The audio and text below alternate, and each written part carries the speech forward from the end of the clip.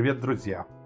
Для приготовления универсального сырного соуса мне понадобилась очень густая сметана, лучше взять 25%, кусочек моего любимого пармезана, пару веточек укропа и петрушки.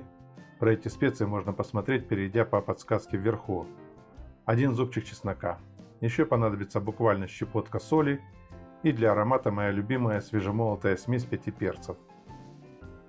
Теперь готовлю себе рабочую площадку.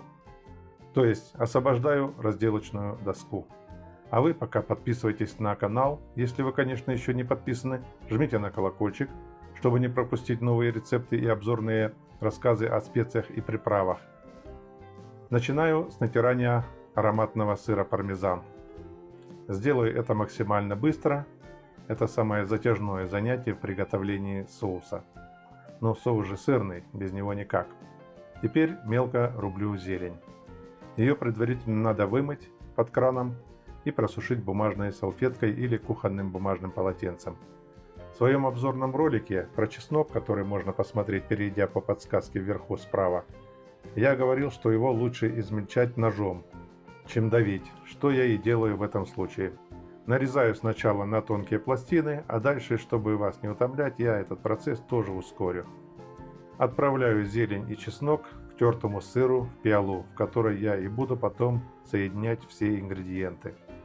В этом соусе подсоленным является только сыр пармезан, да и то не очень. Поэтому я добавляю в смесь щепотку соли, а для аромата смесь 5 перцев из мельницы. Остается добавить лишь густую сметану, граммов эдак 150, будет вкусно. Я не кладу сюда ничего кислого, ни лимон, ни уксус. Сырный соус, на мой взгляд, не должен быть кислым. Опять же, тут, как говорится, на вкус и цвет. Можно было добавить молотый сумах, но я и его не добавляю. А варианты на любителя я предложил.